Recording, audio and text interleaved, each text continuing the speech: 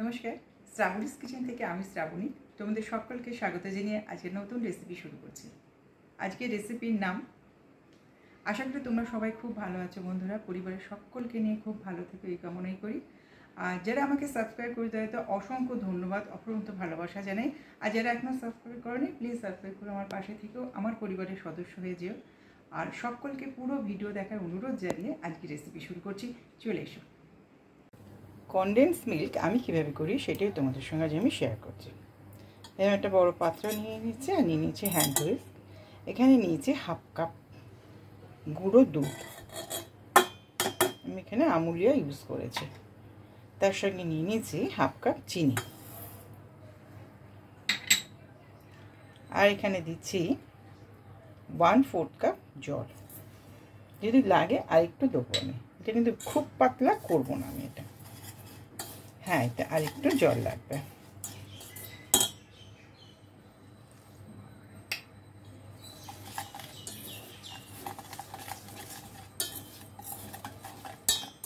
এটা প্রথমে খুব ভালো করে মিক্স করে নেব, তারপর গ্যাসটা অন করব। এখনো গ্যাস কিন্তু অন করিনি আমি। খুব ভালো করে মিশ্রণটা মিশিয়ে নেব। এভাবে একটু মিশিয়ে নিই, তারপরে গ্যাসটা অন করছি।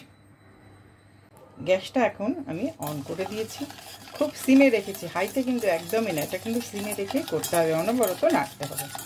জলটা আমি দিয়েছি 1/4 cup plus 2 table spoon, half cup গুঁড়ো দুধ আর হাফ কাপ চিনি। এটা অনবরত নাড়বো। এখন দিয়ে দিচ্ছি 1/4 টিস্পুন ভ্যানিলা এসেন্স। এটা এখন অনবরত নাড়বো, নাড়া কিন্তু একদম ছাড়বে না এটাকে।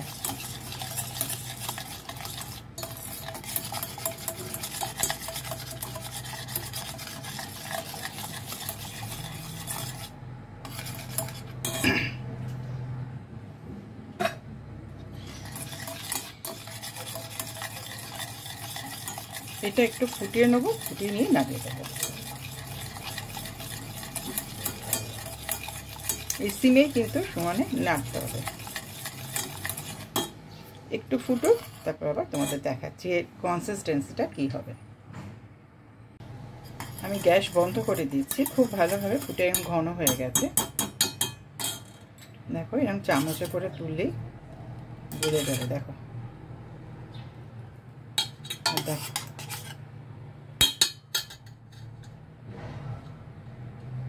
আর চামচের গায়ে দেখো এরকম যদি দাগ কাটো কি সুন্দর হয়ে যাচ্ছে, তার মানে এটা হয়ে যাবে। এর থেকে বেশি ঘন কিন্তু হবে না। এবারে এটাকে আমি একটুখানি স্ট্রেনারে ছেঁকে দেবো। স্ট্রেনারে এরকম স্ট্রেনার নিয়ে নিয়েছি। কনডেন্স মিল্ক আমার তৈরি হয়ে গেছে, আমি ছেঁকে নিয়েছি। না, অসম্ভব টেস্টি হয়েছে, দেখো কি সুন্দর হয়েছে। দেখো কি সুন্দর, দেখো এর গায়েও লেগে যাচ্ছে। এই কনসিস্টেন্সি কিন্তু হতে হবে।